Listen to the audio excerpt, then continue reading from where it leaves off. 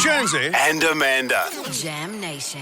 Gillespie from the Daily Oz is here. Hello. I want to talk to you about a new interview with one of my fave actresses, Jamie Lee Curtis. Do we love her? I do. We were debating this earlier. I love her, and now I'm not so sure. I've interviewed her a couple of times. Oh, wow. And she I really like her, but she wants to be the most relevant person in the room. Right. So I find that she has claimed her middle-agedness in a great way, and she's won an Oscar, and she says women shouldn't have plastic surgery. She said women need to, stand up, be this, don't be body obsessed. All wonderful messages, but there's a certain marmishness to her. I like to go to bed early. Don't muck up. I don't know. Yeah. She's decided that she's the become thing. she's gone full-blown Karen. Well, wow, that is an indictment. She's done this new interview with The Guardian, which is exactly as you've described, Amanda. She's very kind of empowered by aging. She's very critical Which are great of messages. Hollywood. Great messages. Great messages. The journalist writes that she gets to the interview extraordinarily early and that's kind of a bit intimidating. And she speaks to Jamie Lee Curtis about being so early.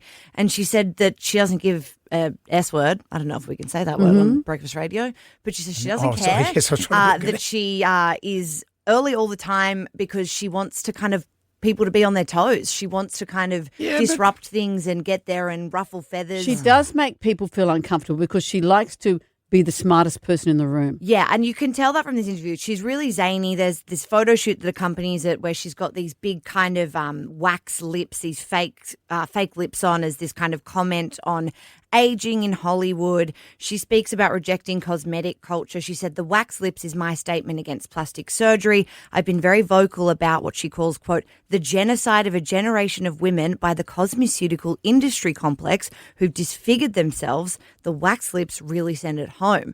She speaks about how when she was 25, she underwent plastic surgery because she was on set and a cinematographer told her that her eyes looked baggy, so he refused to shoot her that day. Which that's pretty messed up. You go to work, you get sent home because your eyes are a bit baggy. In your 20s. So no wonder she is the way she is. But she's promoting Freakier Friday, which is the sequel to Freaky Friday. Several decades later, she's back. Lindsay Lohan's back. Lindsay Lohan is playing a mum of a teen daughter.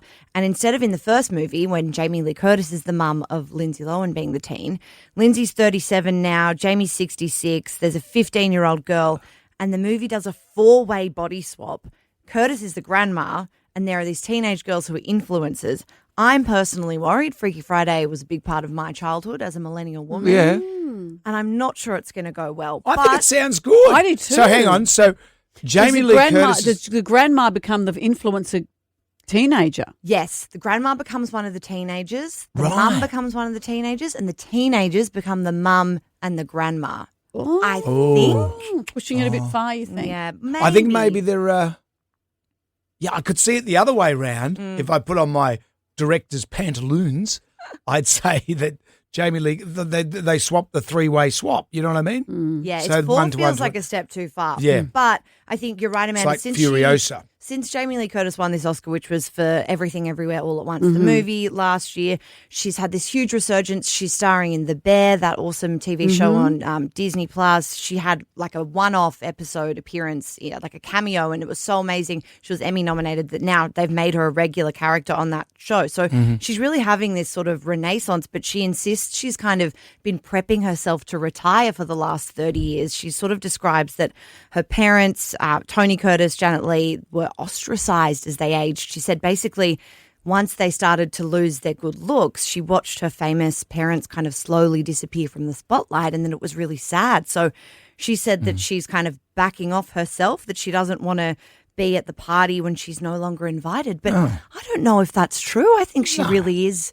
She's throwing the party. We're She's talking about throwing it. the party, and she's reinvented herself from being seen as a dipsy younger actress in the Halloween movies. Yeah. She's reinvented herself at just the right time. I She think should so be leading too. the crusade, And- but don't be cranky. Didn't Tony Curtis? He went on. He was still viable into his fine. later That wasn't he years. seen Yeah. coming into a restaurant? That was Dean Martin. I was Dean Martin. But that story's great anyway, with two bosomy ladies. Yeah, and it looked like he was had- dishevelled and being escorted out, and they said that was him going in.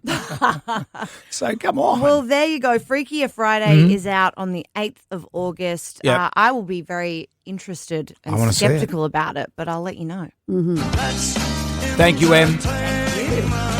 Check Em Gillespie out at the Daily Oz. And if you're going to be interviewing Jamie Lee Curtis, be ready. She will be early, and she's forceful. She's here now. We haven't got her until next month. Thank you, Em.